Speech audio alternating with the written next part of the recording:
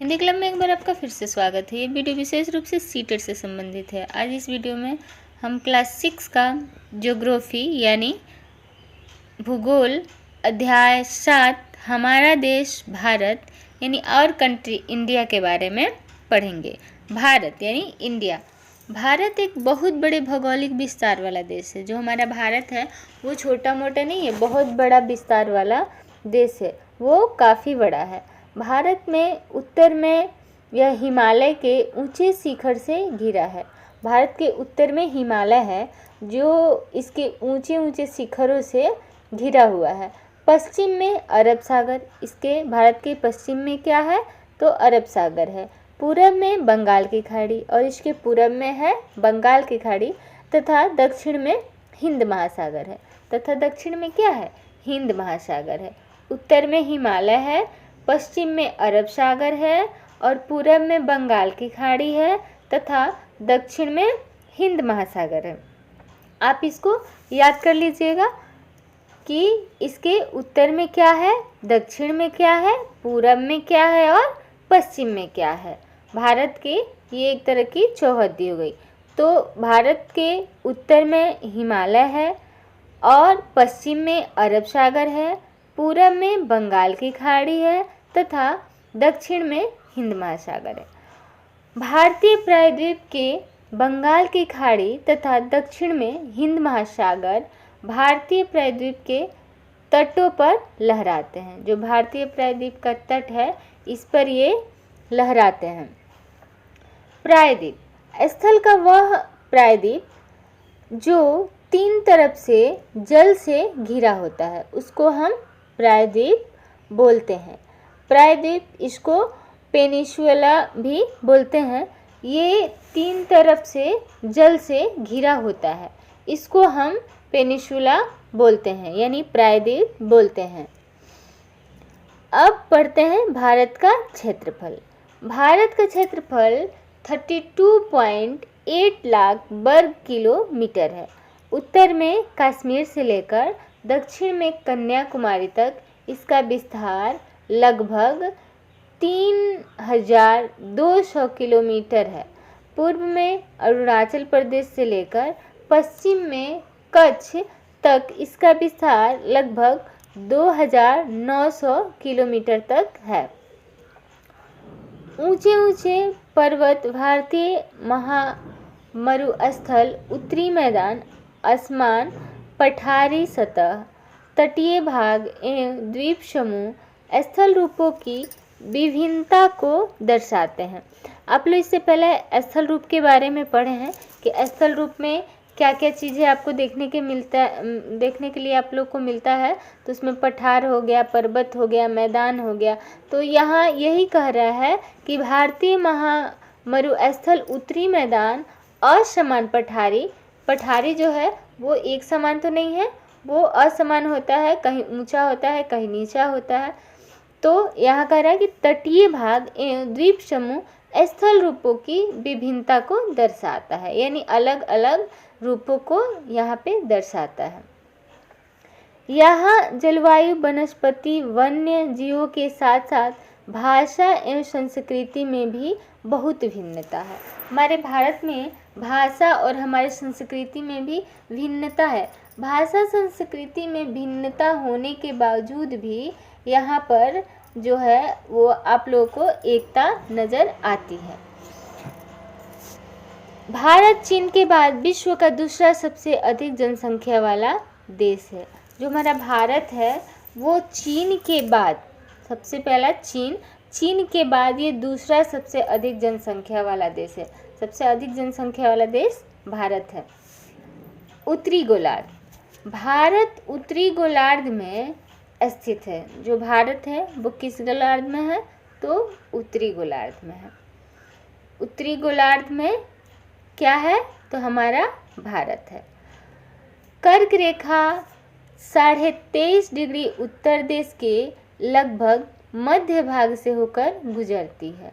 इसके किस भाग से होकर गुजरती है तो मध्य भाग से होकर गुजरती है।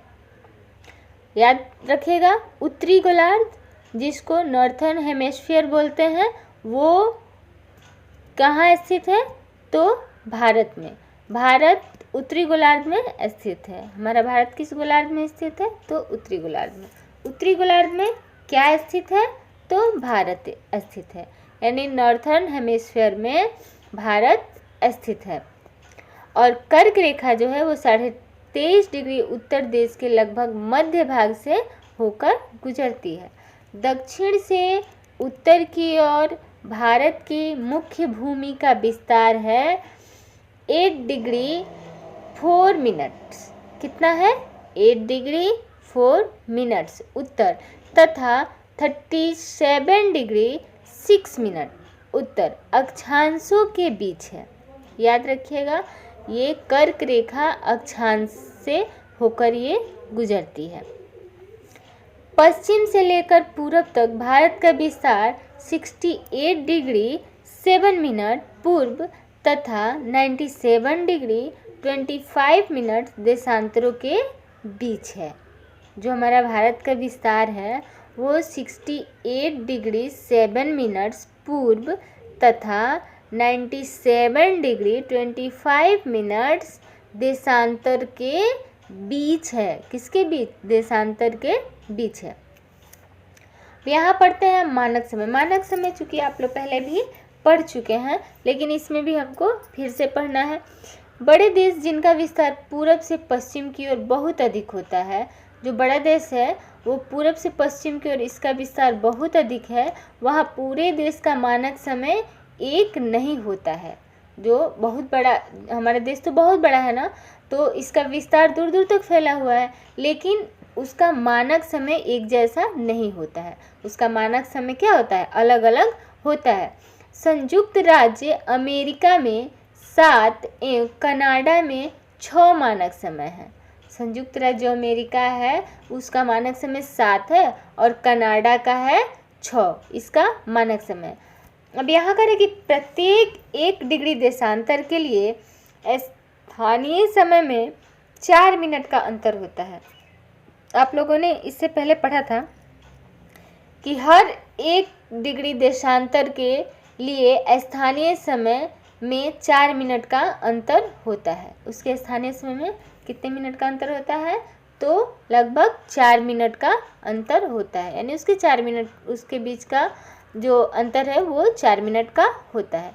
तो यही कह रहा है कि प्रत्येक 1 डिग्री देशांतर के लिए स्थानीय समय में 4 मिनट का अंतर होता है। उसके स्थानीय समय में कितने मिनट का अंतर होता है?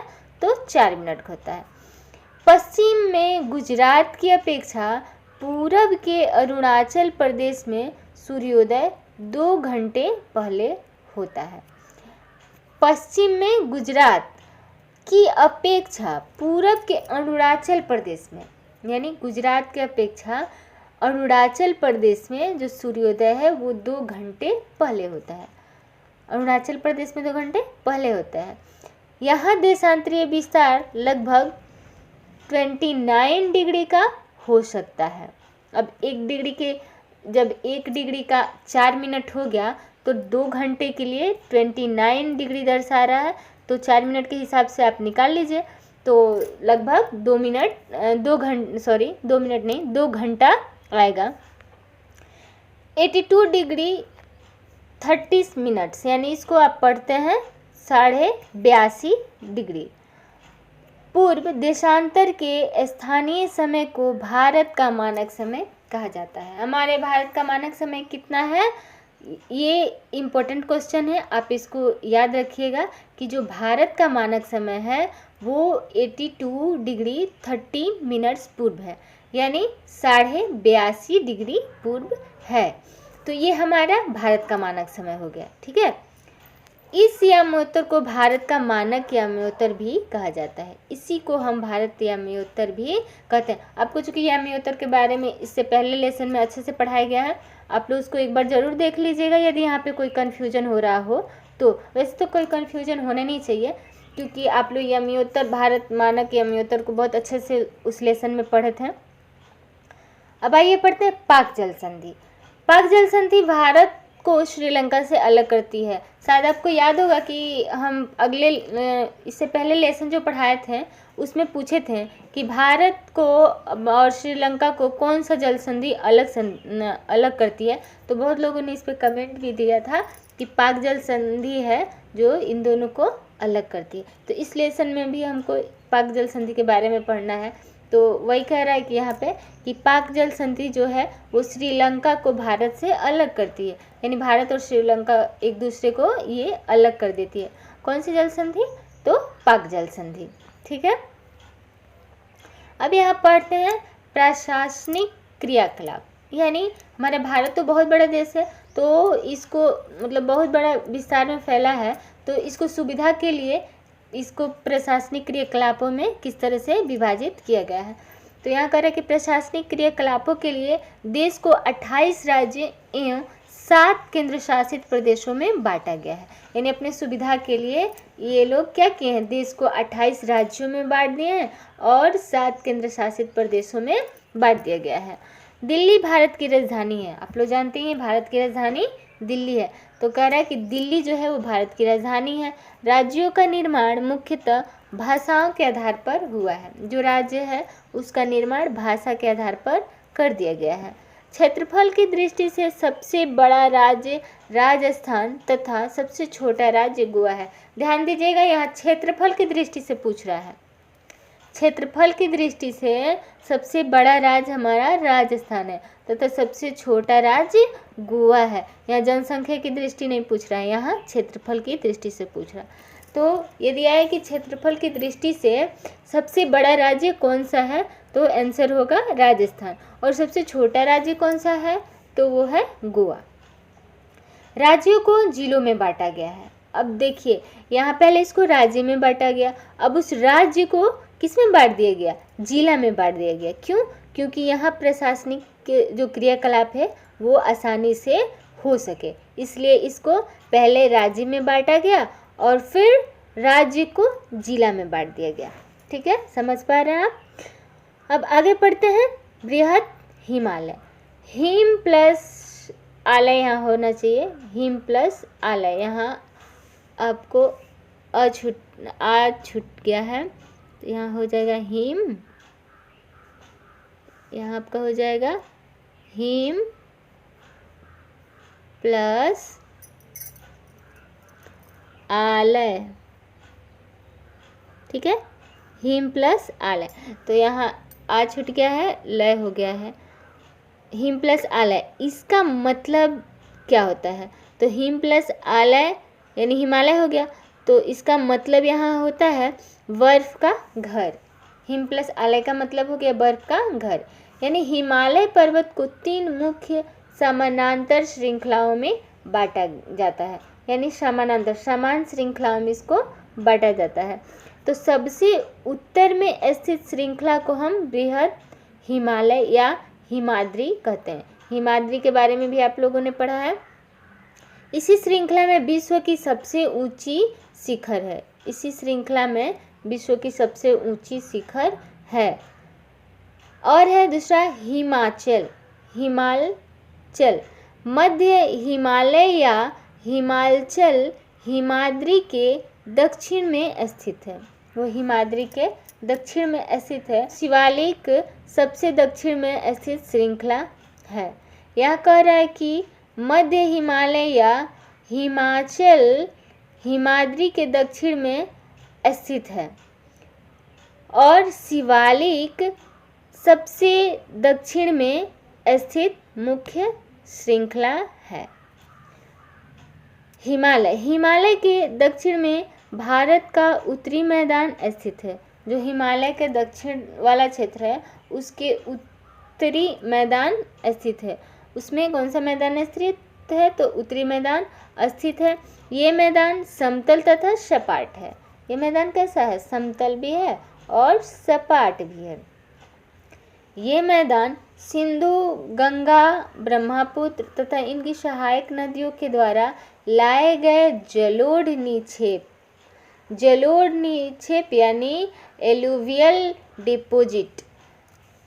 डिपोजिट से बने हैं। नदियों के ये मैदान कृषि के लिए उपजाऊ भूमि प्रदान करते हैं। आप लोग पढ़े ही थे कि कैसे निक्षेपित करता है सब, नदी अपने साथ बालू मिट्टी ये सब लेके आती है और यहाँ जल और निक्षेपण अपना करके उसको मैदान योग्य बनाती है। तो नदियों के ये मैदान कृषि के लिए उपजाऊ भूमि प्रदान करते हैं। यही कारण है कि इन मैदान में जनसंख्या अधिक है। इसी कारणवश से इस मैदान में जनसंख्या जो है अधिक पाई जाती है। ठीक है, अब यहाँ हम पढ़ते हैं भारतीय महामरु स्थल।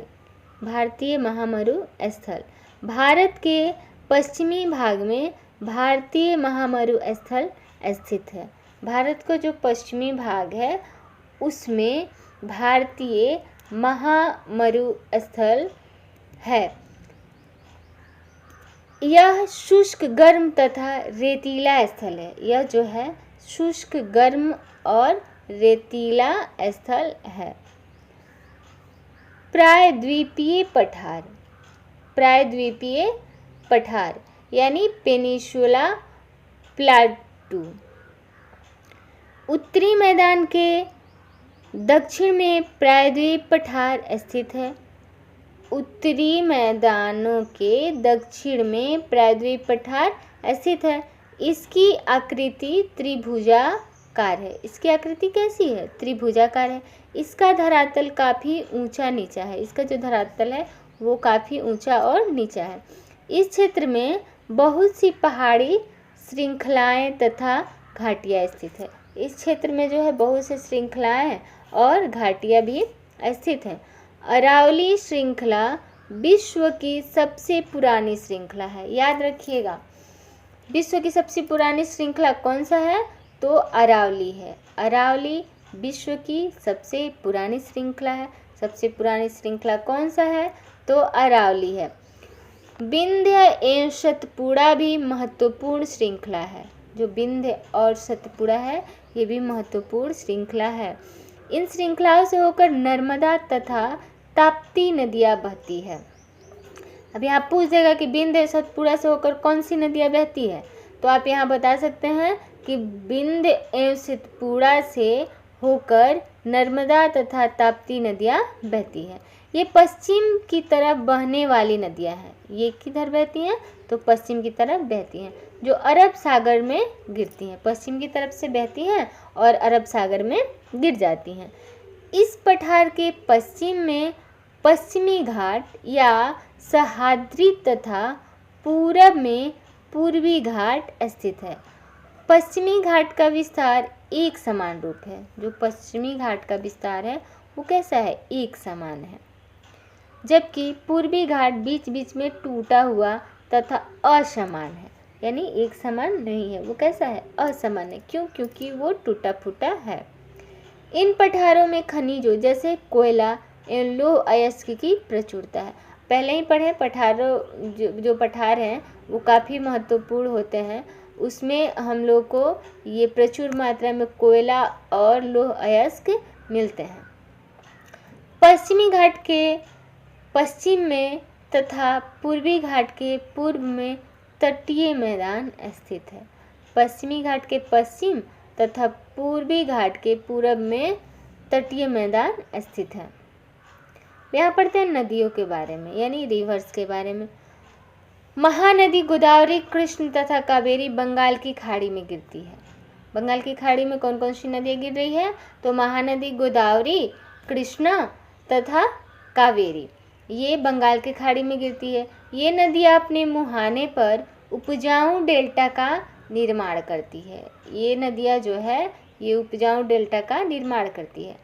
बंगाल की खाड़ी में गंगा एवं ब्रह्मपुत्र नदियाँ के मुहाने पर सुंदरबन डेल्टा स्थित है। यानी बंगाल की खाड़ी में गंगा एवं ब्रह्मपुत्र नदी के जो मुहाना होता है उस मुहाने पर सुंदरबन डेल्टा स्थित है। अब पढ़ते हैं हम सहायक नदियों के बारे में। सहायक नदी एक नदी या सरिता जो कि मुख्य नदी में किसी भी तरह से आकर मिल जाती है। वो इन बड़े नदियों में क्या करती है? आके मिल जाती है तथा अपने जल को मुख्य नदी में क्या करती है? विसर्जित करती है, उसको हम बोलते हैं सहायक नदी। सहायक नदी किसको बोलते हैं? तो सहायक नदी एक नदी या सरिता जो कि मुख्य नदी में, जो मुख्य नदी होती है, मुख्य नदी में किसी भी तरह से आकर मिलती है तथा अपने जल को मुख्य नदी में विसर्जित करती है, उसको हम बोलते हैं सहायक नदी। यहाँ हम पढ़ते हैं जलोढ़ निक्षेप यानी एलुवियल डिपॉजिट के बारे में। तो नदियों के द्वारा लाई गई बहुत महीन मिट्टी जो नदी बेसिन में निक्षेपित कर दी जाती है, जलोढ़ निक्षेप कहलाती है। यानी नदियों के द्वारा ही ये जो मिट्टी लाई गई रहती है, वो महीन मिट्टी जो नदी बेसिन में निक्षेपित कर देती है उसको, उसी को हम बोलते हैं जलोढ़ निक्षेप। अब यहाँ पढ़ते हैं सुंदरवन डेल्टा। अभी सुंदरवन डेल्टा वहाँ देखे थे आप, जो कहाँ था? तो आपके गंगा एवं ब्रह्मपुत्र नदी के मुहाने पर था। तो यहाँ दे रहा है सुंदरवन डेल्टा के बारे में। गंगा एवं ब्रह्मपुत्र नदियाँ विश्व सबसे बड़े डेल्टा का निर्माण करती है। जो गंगा और ब्रह्मपुत्र नदी है वो विश्व का सबसे बड़े डेल्टा का निर्माण करती है, जिसे सुंदरवन डेल्टा कहा जाता है। उसे ही सुंदरवन डेल्टा कहा जाता है। इस डेल्टा की आकृति त्रिभुजाकार है। इस डेल्टा की भी आकृति कैसी है? तो त्रिभुजाकार है। डेल्टा स्थल का वह भाग है जो नदी के मुहाने पर बनती है। जो डेल्टा स्थल है उसका वह भाग है जो नदी के मुहाने पर बनती है, जहाँ नदियाँ समुद्र में प्रवेश करती हैं। जहाँ नदियाँ किस में प्रवेश करती हैं? समुद्र में प्रवेश करती हैं। उस जगह को नदी का मुहाना कहा जाता है। उस जगह को क्या कहा जाता है? नदी का मुहाना कहा जाता है। अब यहाँ देखिए, यहाँ आप इसको देख रहे हैं, इस फिगर को, इसको क्या कहते हैं? तो कह रहा है कि प्रवाल छोटे समुद्री जंतु के कंकाल हैं। ये सब प्रवाल हैं। ये जो आपको भूरा भूरा सब दिख रहा है, ये सब क्या है? ये प्रवाल है। ये जंतु के कंकाल हैं। ये सब, इसको प्रवाल बोलते हैं जो भूरा भूरा दिख रहा है, लेकिन ये जंतु के जो कंकाल हैं वो हैं, जिसे पालिप कहा जाता है। इसे क्या कहा जाता है? पालिप। जब जीवित पालिप मरते हैं तब उनका कंकाल बच जाता है। जब जीवित जंतु यानी मर जाते हैं तब क्या होता है? उनका कंकाल, जो उनका हड्डी वगैरह होता है, वो क्या होता है? बच जाता है।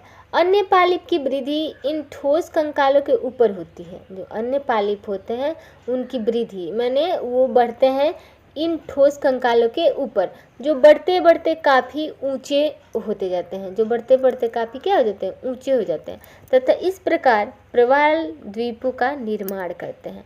और ये इस प्रकार प्रवाल द्वीपों का निर्माण करते हैं। यहाँ पढ़ते हैं द्वीप समूह। भारत में 2 द्वीप समूह हैं। जो भारत है हमारा, उसमें 2 द्वीप समूह हैं, यानी आइसलैंड, जिसको आप द्वीप समूह बोलते हैं। भारत में वो कितने हैं? तो 2 हैं। लक्षद्वीप द्वीप समूह अरब सागर में स्थित है। ये केरल के तट से कुछ दूर स्थित प्रवाल द्वीप है। ये केरल से कुछ दूर स्थित प्रवाल द्वीप है। अंडमान एवं निकोबार द्वीप समूह, और यहाँ है अंडमान एवं निकोबार द्वीप समूह। अंडमान एवं निकोबार द्वीप समूह भारत से दक्षिण पूर्व दिशा में बंगाल की खाड़ी में स्थित है। वो कह रहा है कि भारत से दक्षिण यानी पूर्व दिशा में बंगाल की खाड़ी में स्थित है। मैं यहाँ कुछ महत्वपूर्ण बिंदु को देख लेते हैं। हिमालय के सबसे दक्षिण भाग को शिवालिक कहा जाता है।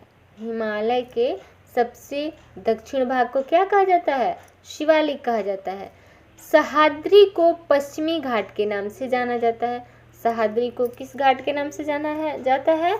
तो पश्चिमी घाट के नाम से जाना जाता है।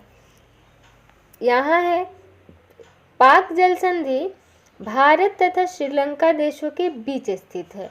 जो पाक जल संधि है वो भारत और श्रीलंका के बीच स्थित है।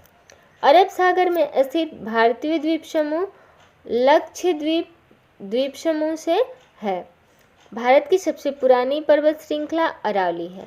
भारत की सबसे पुरानी श्रृंखला कौन सा है? तो अरावली है। भारत का क्षेत्रफल लगभग 32.8 लाख वर्ग किलोमीटर है। महान हिमालय को हिमाद्री के नाम से भी जाना जाता है। क्षेत्रफल की दृष्टि से राजस्थान भारत का सबसे बड़ा राज्य है। क्षेत्रफल की दृष्टि से भारत का सबसे बड़ा राज्य कौन सा है?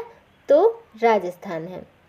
नर्मदा नदी अरब सागर में गिरती है। जो नर्मदा नदी है वो अरब सागर में गिरती है। कर्क रेखा भारत के लगभग मध्य भाग से होकर गुजरने वाली अक्षांश रेखा है।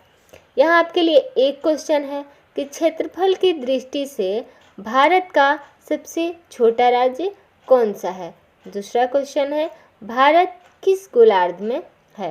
तो बस आपके लिए ये 2 ही क्वेश्चन है। तो आज इस वीडियो में बस इतना ही। फिर मिलते हैं एक नए वीडियो के साथ। तब तक के लिए देखते रहें, बने रहें हिंदी क्लब पर। धन्यवाद।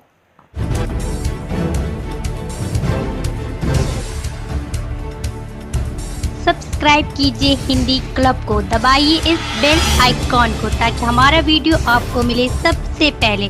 शेयर करें अपने दोस्तों के साथ ताकि वो भी इसका लाभ उठा सके। ये सब बिल्कुल फ्री है।